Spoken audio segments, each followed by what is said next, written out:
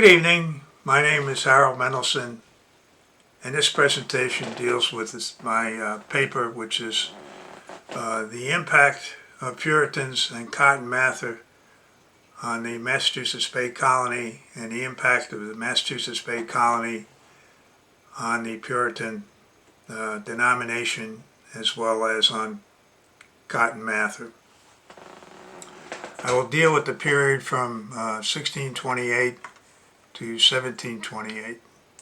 Because of the short time, I will be extremely brief in what I'm going through explaining. So pardon myself for the brevity. Alright, first decade or so that the Puritans were in Massachusetts Bay Colony, they were pretty much focused on just existing, on surviving. What they wanted to do was build up their businesses, build up their homes, and start a organization, a government, and also start a functioning city or village. This would happen until 1633 when John Cotton arrived from England. He and about in 1641, Francis Higginson were two Puritan ministers that believed that the Church of England was corrupt, and as a result, it was because of Catholic-influenced kings, and actually they felt that they had corrupted not only the Church of England, but other religions, and they just basically had to change. King Charles was a prime example of this. He was married to a Catholic woman, and mostly John Cotton believed that he was unduly influenced by his wife. From then on, King Charles was creating rules that were making it easier to have changes within the Church of England. This was adding to the corruption. In 1641, a revolution took place in England. The parliamentarians, who had not met in over a decade, had formed military that was going against King Charles I. He had been using British money to build up his military, and when the parliamentarians wouldn't give him any more money, he just put him out and started covering himself. He created more taxes, and what happened there was very simple. The revolution would go on in 1647. King William was enticed, at that time he was William of Orange, to come over to New England and take out the king, which he managed to do, defeated him in a battle. And from there on, he eventually would have the former King of England executed in 1649. Many of the Puritans looked upon Higginson's and the other charter members and the new charter's journey from England akin to the Israelites' exodus out of Egypt. Higginson's was to be the new Moses. Now, not all Puritans thought alike. There were a lot of differences. One example of this was Anne Hutchinson. She was a disciple of John Cotton, followed him over from England, and because of her ways, she eventually was put on trial, first a civilian trial, and was basically banished from the Massachusetts Bay Colony. and that was held off until the religious trials were held, in which she was excommunicated from the Puritan faith. She, her husband, and their children, she had a lot of them, would move from Boston to Providence, Rhode Island. She had been setting up something that was called the Free Grace. This is basically, rather than the grace of works, which is you earned your way to heaven by doing works, free grace allowed you to speak directly to God. And this was against the Puritan beliefs.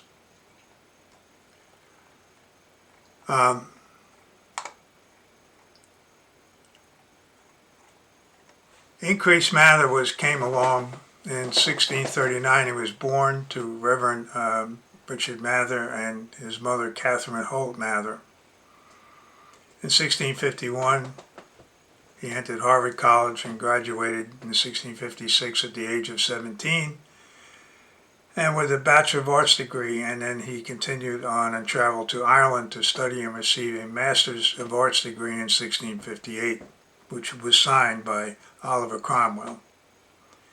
After graduation, he took a position there working as a chaplain for the garrison of Channel Islands. After Cromwell died, he was concerned about King Charles II becoming the regent of the British throne. He started to make plans to return back to the Massachusetts Bay Colony, but continued there and not returning until 1661. There, once he returned, he married Martha Cotton. She was the daughter of John Cotton. She gave birth to Cotton Mather in 1663. Increase would go on to write and publish a book entitled A Brief History of the War with the Indians in New England. This was his opinion in the King Philip's War. He was ordained a minister in the North Church, and he became the second Puritan church to be built in Boston.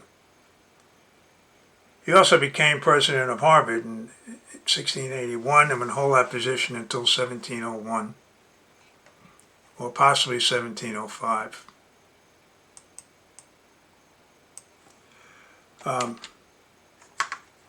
Harvard would award him a doctrine of sacred theology in 1692. He would hold that position, which was put him in charge of all the Puritan churches in the Massachusetts Bay Colony, and he would hold that until his death. Now, if King Charles II was bad for the Protestants, the ascension of King James II was worse. He was the son of King Charles I, and he went to the English throne. He revoked the Massachusetts Bay Colony in 1686, and a year later he created the Declaration of Indulgence, which revoked discrimination against Catholics. This was not taken well by the Puritans and other Protestants. A new charter for Massachusetts Bay Colony made Sir Edmund Andros governor. He was only governor a short time when the Glorious Revolution took place. Forces outside of King James were trying to get him removed from the throne, and they were able to do so when they enticed William of Orange and Queen and Mary to come to England and become the co-regents. He would then have the title of King William I, and she would have the title of Queen Mary I. With removal of Sir Edmund Andros as governor, Increase got William Phipps, P-H-I-P-S, appointed royal governor, and they returned to Massachusetts Bay Colony. The new charter joined the Massachusetts Bay Colony and Plymouth Colony. When Increase returned to Massachusetts, the board of Harvard had made a new rule. The president of Harvard had to live in Cambridge.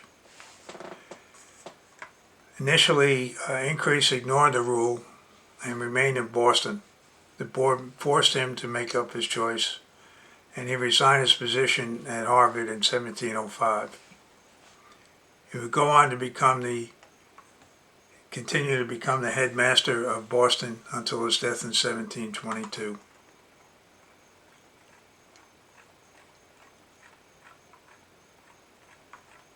King Philip's War was basically fought between the Native Americans and the British colonies between 1675 and 1676, and it ended after Providence had been burned and the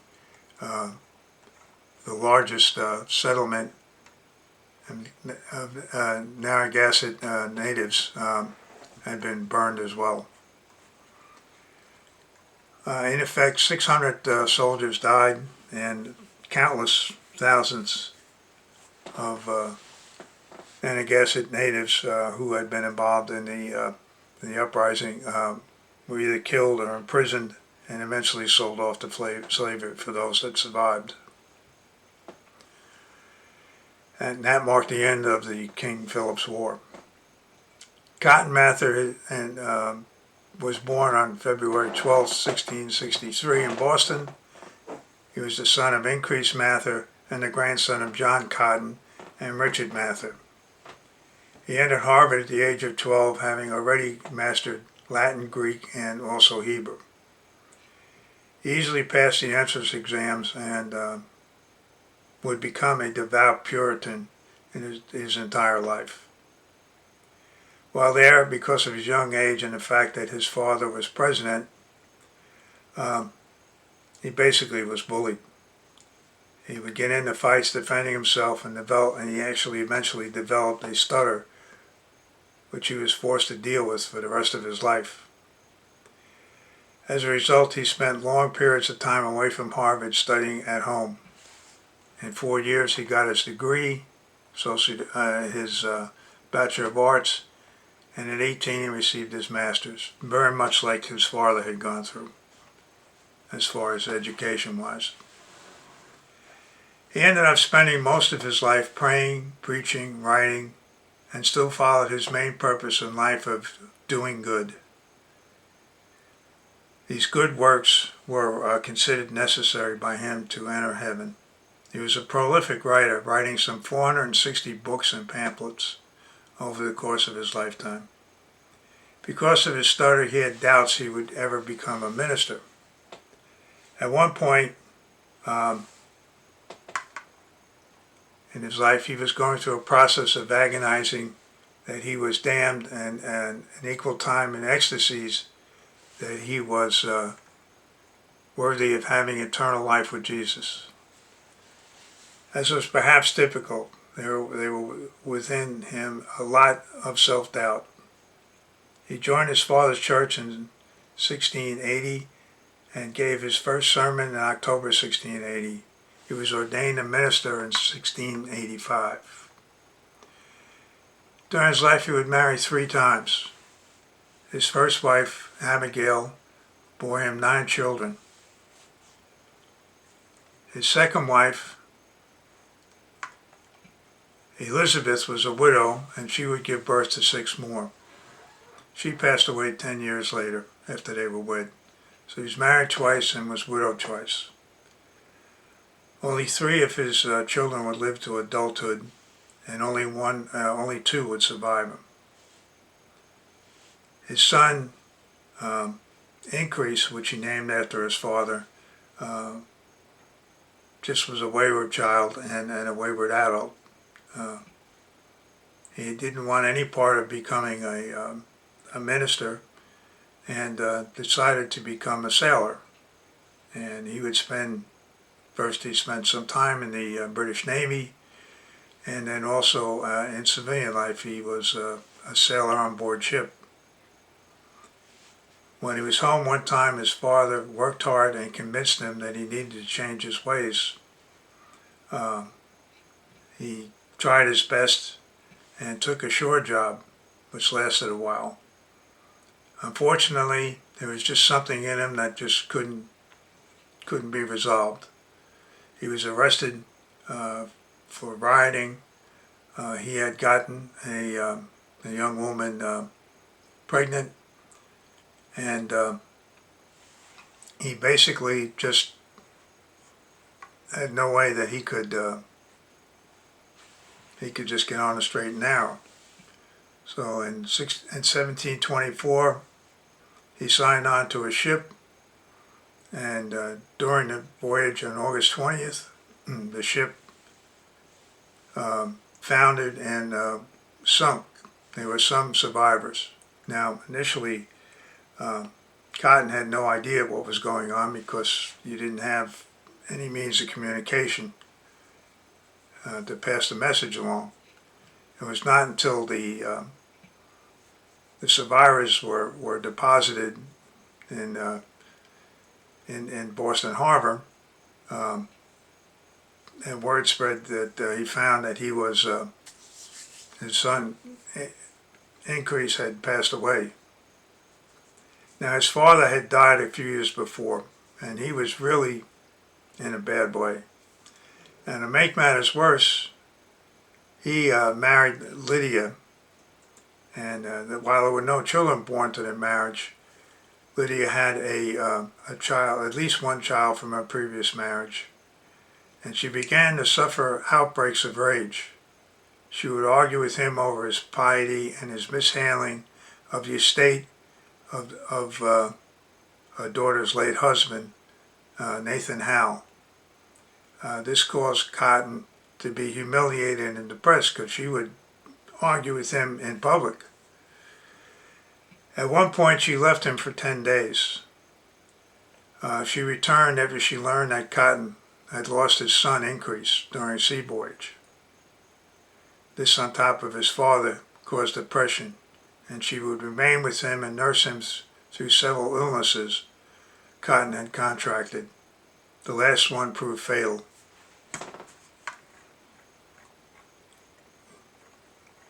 Now, perhaps the one stain on Cotton's Mather was the witchcraft and the trials at Salem. I'm not going into details, and I won't have the time. But he wrote several books on that subject. He wrote The Wonders of the Invisible World, which explained the involvement in the witch trials that were held in the court of Oyer, O-Y-E-R, and Terminer, T-E-R-M-I-N-E-R. He wrote that he had no direct involvement in the trials and in fact mourned those who were executed for practicing witchcraft for their souls. He went on to give a detailed account of Martha Carrier's trial. She was put on trial for practicing witchcraft, found guilty, and executed. And as he had done with the others, he spent at least 2 times with her, trying to get her to confess and to earn her way into heaven. Another writing of Mather Cotton dealt with the titled Memorable Providences, dealt with the 4 children attending Sunday school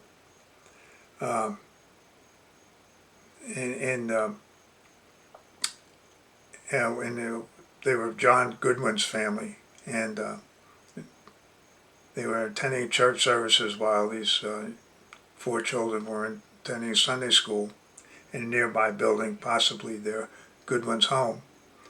All of a sudden, during the church service, there was shouting of such magnitude it disrupted the church service. It seemed the oldest daughter had come in contact with the family's washerwoman. Her name was Goody Clover. The 13-year-old accused her of stealing the missing linen. The washerwoman was an Irish Catholic, and after being accused, she started yelling at the girl in her native language. The girl became hysterical and soon did her 3 siblings. In Cotton Mather's book, he wrote about the children's episodes and their experiences. Goody was eventually arrested and tried for witchcraft and found guilty. At that point, Cotton Mather had gone into and visited her while she was in jail, and visited her twice and said, tried to get her to confess and to convert to some denomination of Protestantism. It didn't work, but he did pray for her soul after she was hung. Also in that same book, he writes about how he had, the children were suffering these bouts of where their necks would appear to be broken because of the position the body was in. Bruises would appear on their bodies without being contacted from anyone, and they would cry out in pain. These events were witnessed by others, including Cotton Mather, the parents of Goodwin children, and others who came to visit Cotton's home when he had Martha Goodwin staying at his home so he could investigate her and attempt to cure her horrible outbursts. While under Cotton's roof, she suffered several episodes, including one which was in a way humorous. She had said, "Oh, look, they're bringing me a horse." And she would make like she was getting on a horse, and she would bound around the room as if she were riding a horse, and even in gallop she would bound around further. Cotton asked her if she could bound up the stairs, and she did. But during the trial, they had investigated Goody Cotton's room and found that in her living quarters she had several dolls, which the washerwoman said she used to inflict pain on them. Okay. According to Cotton Mather, this was enough evidence to find Glover guilty of practicing witchcraft. Now,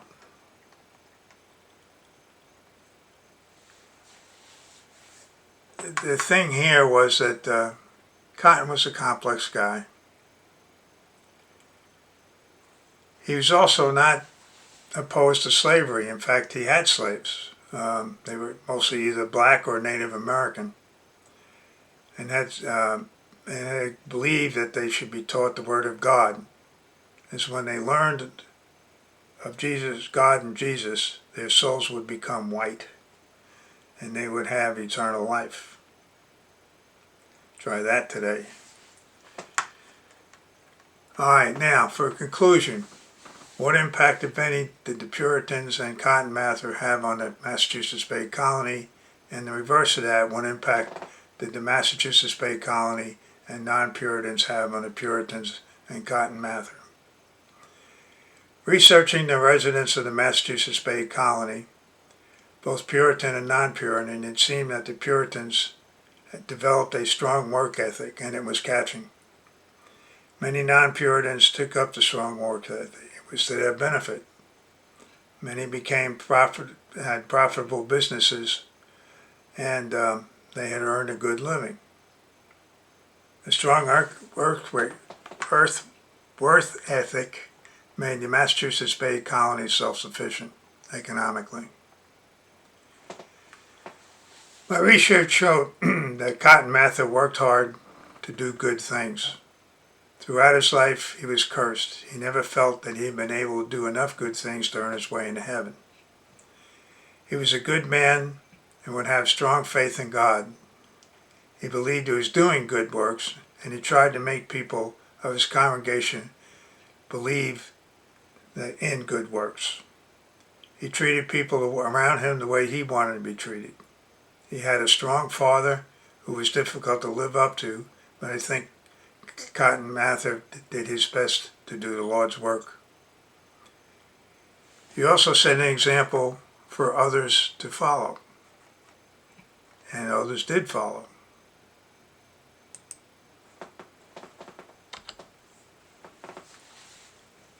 I believe the glorious revolution affected the British citizens in several ways. One of them was their attitude towards religion was altered. They no longer wanted to be controlled by whatever religion they followed and wanted to interpret the Bible and God for themselves. If he had one fault, it was his lack of self-confidence and belief in himself.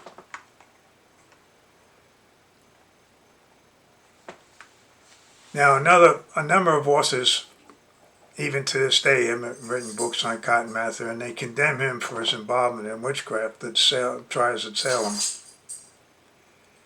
The problem is that these articles were written by people who were using the eyesight, the mindset of the time period they were writing the books in, not in the time period of Cotton Mather. Now, in his time, witchcraft was truly believed, and had been believed for hundreds of years. There have been literally thousands of people who were put to death for being a witch. I mean, Helen of Troy was, not Helen of Troy,